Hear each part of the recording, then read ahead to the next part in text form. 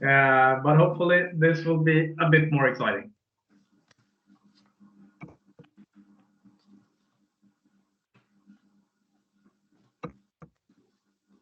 So with the current situation, we none of us really want this situation. I think it's as I said, it's a one the third pandemic in the past 100 years, so it's certainly not something anyone likes. But I've always found that in tough situations, the best way is to keep moving. You just have to keep going. There's no need to be discouraged, and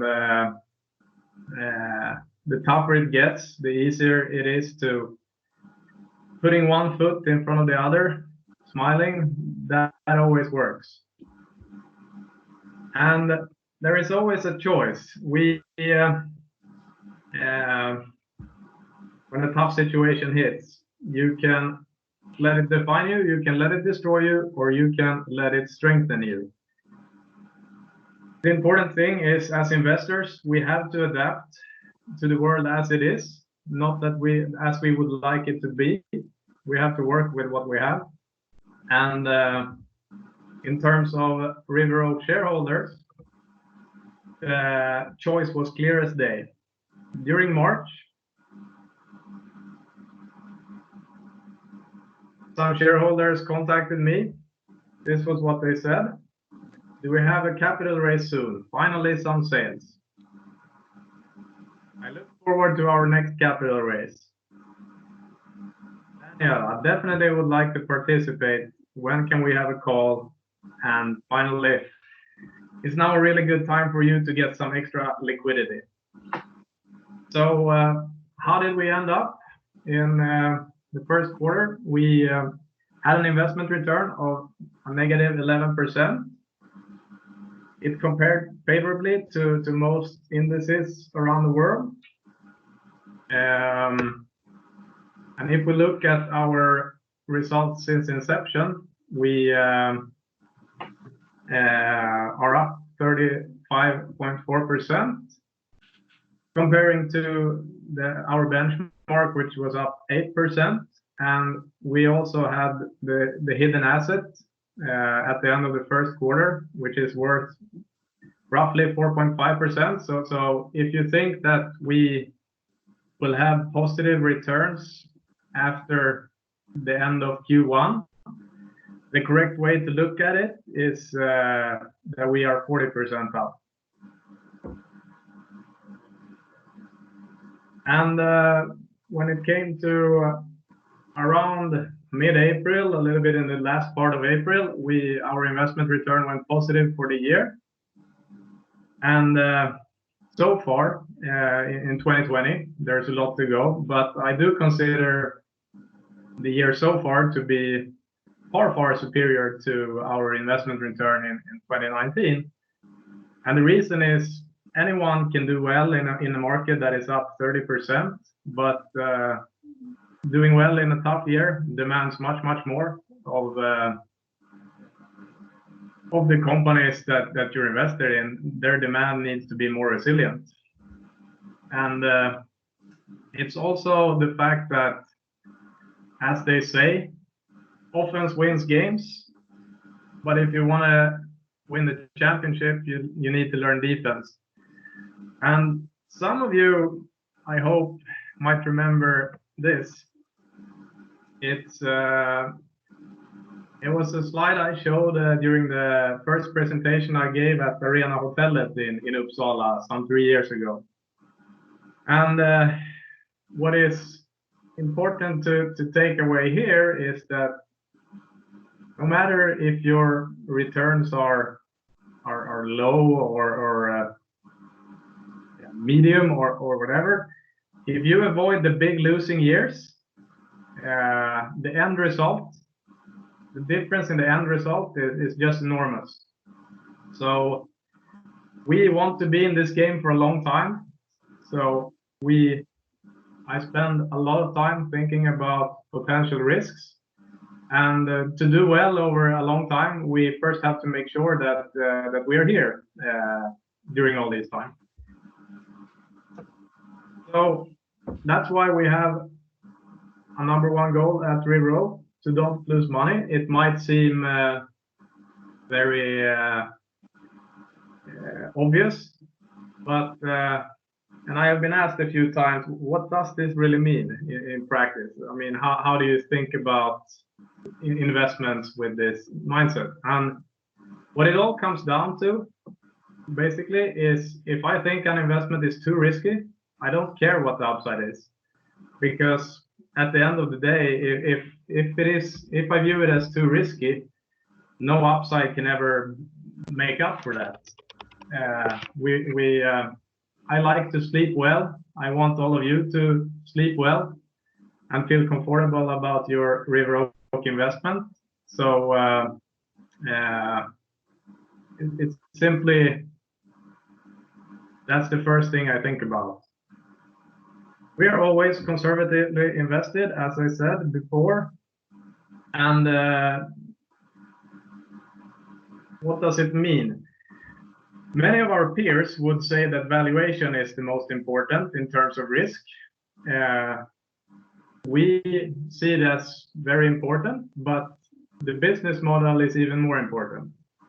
For example, some company that is strongly dependent on the price of oil or price of gold, which is I view as completely unpredictable, is something that would be way too risky for us.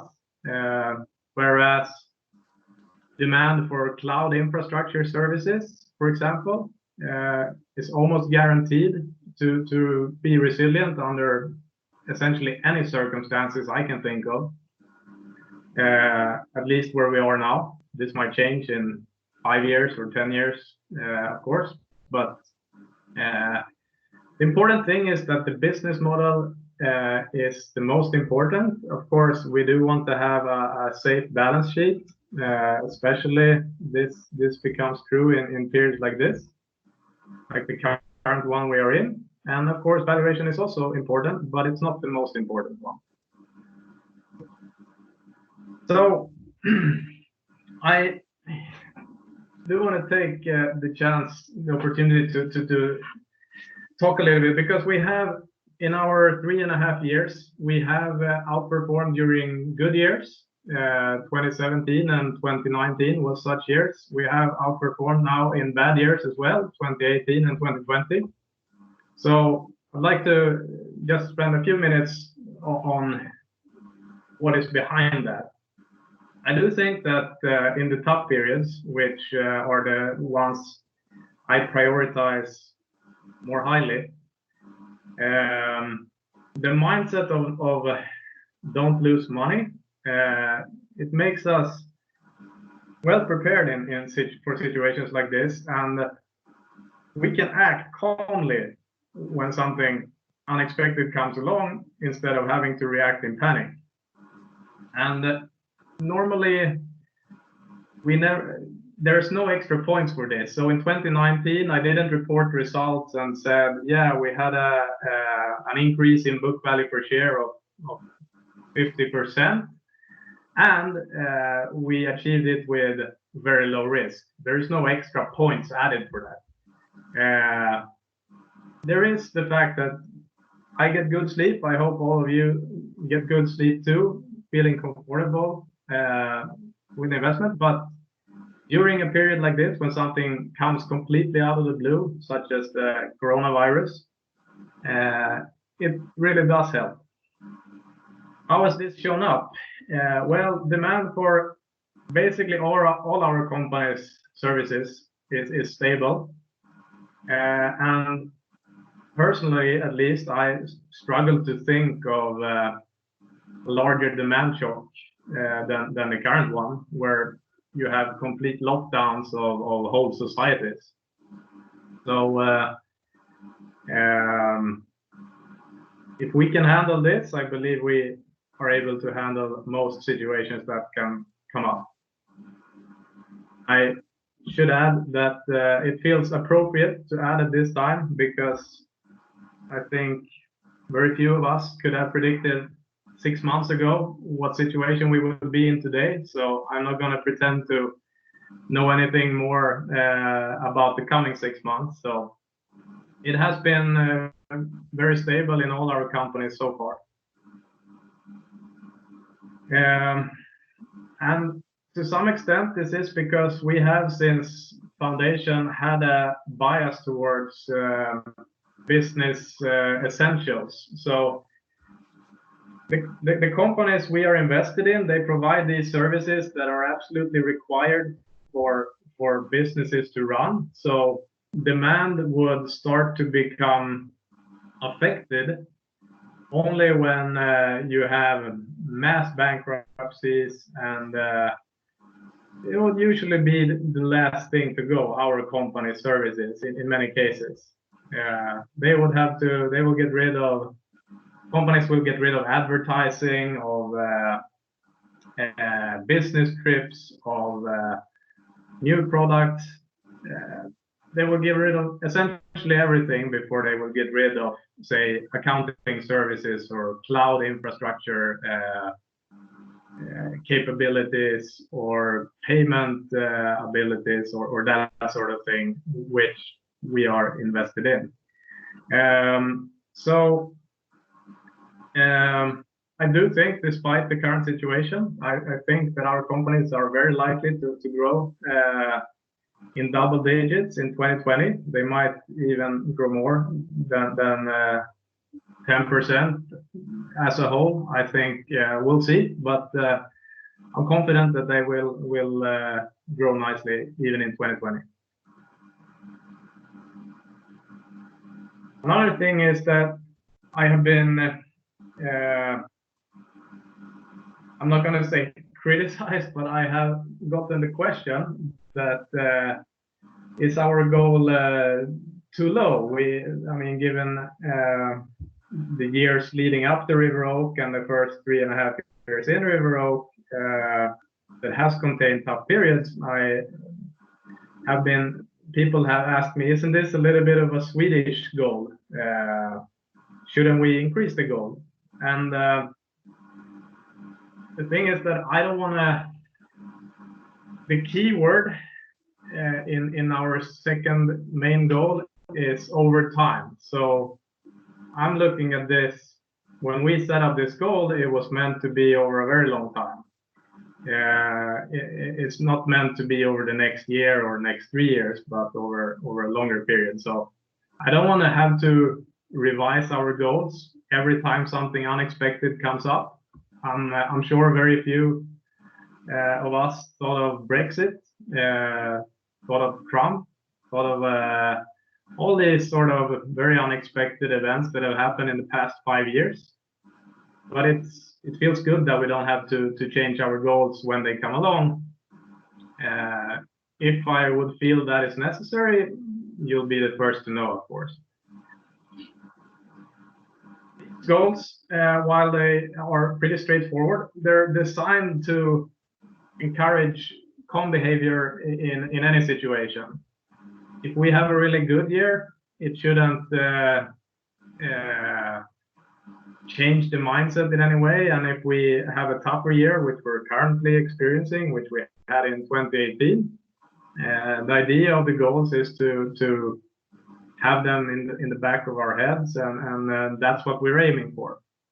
So there are no unnecessary stress factors here, and they're really designed to some extent to give us all good sleep. Maybe the most important success factor we have is we're a private company. We have a shareholder base which is fully aligned with what we're doing, as it is completely voluntarily to be here as a shareholder. I think we have had a great self-selection, so I've even put a gold star here because I can't overstate how important this is, that we are all aligned in our goals. It would be very bad if we had a situation where I and the board of directors feel we have achieved our goals, and the majority of shareholders would felt that we hadn't. So we do have alignment and agreement on what we're trying to achieve, and that really helps a lot in managing the company, more than you can think. There is this very famous example of Peter Lynch at the Magellan Fund. It's one of the greatest investors of all time, and one of the reasons why I got in personally to investing many years ago. And he had a fund which was open to the public for about 10 years. And the fund returned over 22% per year over this whole period. And according to Peter Lynch himself, who had made some calculations on the average investor in his fund, they had made only 7% per year. So how was that possible? Well, investors took out capital after the fund had a period of poor performance, and added after periods of good performance. So in this way, you guarantee to miss you're guaranteed to miss a big part of the gains that any investment operation produces. Of course, as I talked about before, in River Oak we had the opposite in March, which was a period during, I think in February, March, the markets were down about 30% from top to bottom. And I didn't hear one shareholder come to me and say, thinking about selling shares. Rather the opposite. Everyone was wondering, that contacted me was wondering about, was looking to invest more. So that's really good for us. We also have a very high concentration in a few holdings, which helps during both good years and bad years. This has helped now. And I do also want to mention, because we're talking about the whole period from 2017 to 2020. So in this year, it did help that I made some minor adjustments before the pandemic became mainstream focus. And this was nothing big, but basically I took inventory of the whole portfolio, and we did sell out of 2 holdings as a result of the pandemic. But this was before it really hit. And then we also invested the available liquidity in late March at good prices. And in no way was this based on any prediction on my part on where the pandemic would go from here. I have absolutely no idea. I think very much can happen and can change that would make you have to revise your any prediction that you would make. So it was essentially that prices became low enough in some of our holdings and some new holdings, some new companies which I have been looking at for some time, but now the prices in those companies became very attractive. So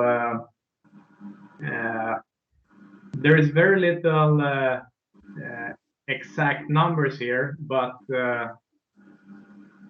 as they say, you don't need to know a man's height to conclude that he's tall, and basically that was the basis I used for making our purchases in March. So with that, I want to do a little quiz for you. Does anyone have a guess what this is?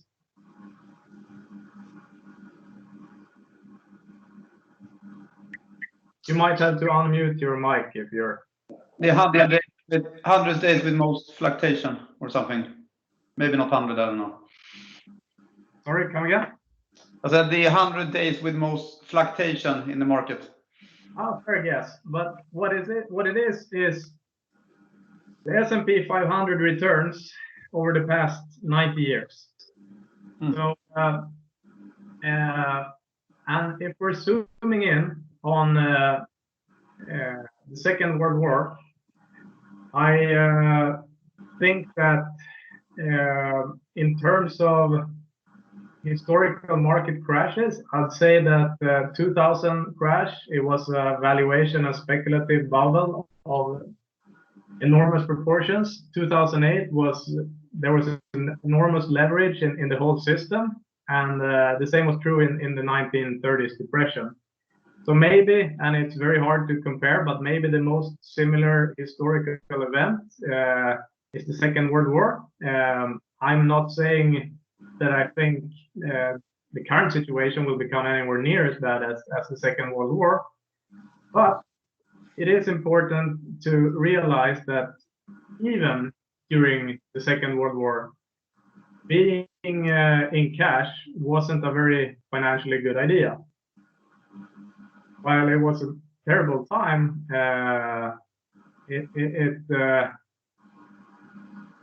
in many ways, the current one is a very tough time as well.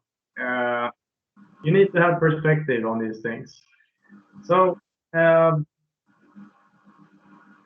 when it comes to the reporting of the pandemic, one of my close friends and also one of my best friends and also one of our shareholders, he told me that one thing he missed about reporting of the pandemic, it wasn't any strong opinions or any about the pandemic, but just he missed some perspective. Like, what do numbers look in a regular flu season?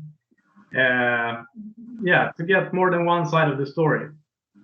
So imagine if in the media they would provide some perspective when they reported about the crashes, and they would say markets down 30% in the past month, and here are the annual returns for the S&P 500 since 1920.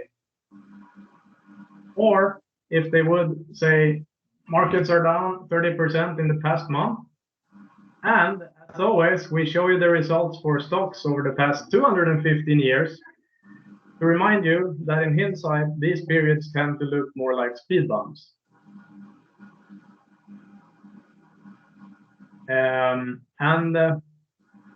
If this was the case, we all know that they don't tend to report it like this. They tend to report the left part and make some predictions on how everything is going to get worse for a long time, instead of providing some bigger picture perspective. We are focusing on the bigger picture always, and I think if the media would report news in this way, people would be much more optimistic. They would feel better. More importantly, they would have a more realistic outlook about the future, because as I touched on, I think in a recent letter, optimists have been right far more often than the pessimists. And I think, of course, over time that they will continue to be. I think that's pretty clear. And also, you wouldn't have the unfortunate outcome of Peter Lynch Magellan Fund, where investors were selling during the worst periods, say in the middle of March, and buy after the recovery has been largely done. So I want to end on a very happy note. There is supposedly an old man who has said, "I'm an old man and have known a great many troubles, but most of them never happened." I'm in no way toning down the seriousness of the current pandemic, but assuming the worst is very seldom a good idea. And simply a positive outlook on life, smiling, keep moving forward, one step, one foot in front of the other, and worrying less. It makes for a much better life. So that's the big message of what at River Oak, and hope all of you are adopting the same principles. So with that, I'm happy to take any questions.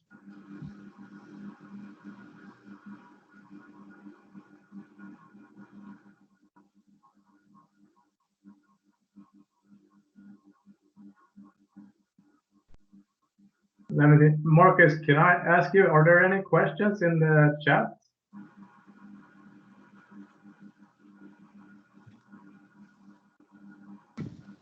No, not from what I can see, Daniel. Okay. Daniel, I have a question. One thing that we have discussed at some point is the regularity in taking in more capital. What do we think about that going forward? This year, I think we have, or last year we had once per quarter, right? Oh, yeah. I think that's a question that's up for your suggestions. I think from the board, from the side of the board, we're looking to go to 2 to 3 per year instead of 4 per year, once every quarter. Simply because at least the summer capital raise that we're going to do now in July and that we have done, it has been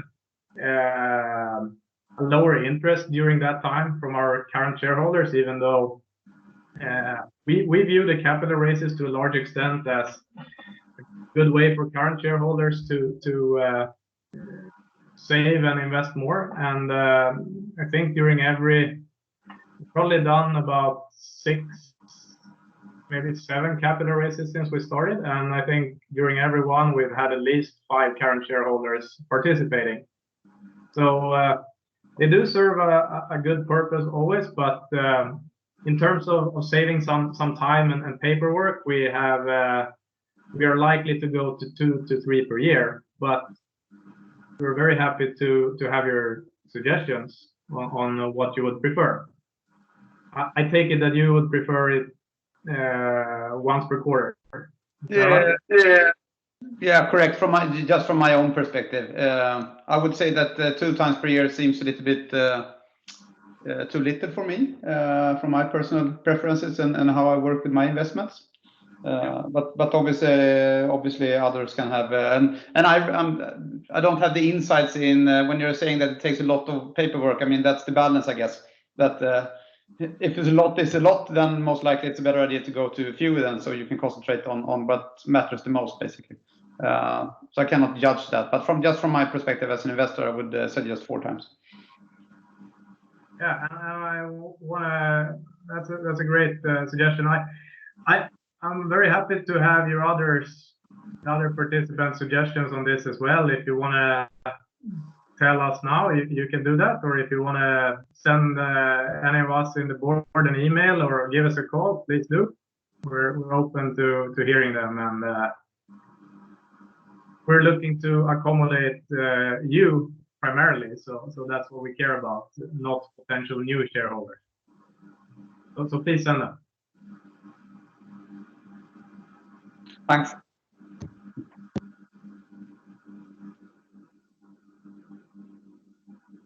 Okay, there seems to be no further questions. I'm not sure what part of my screen you can see now, but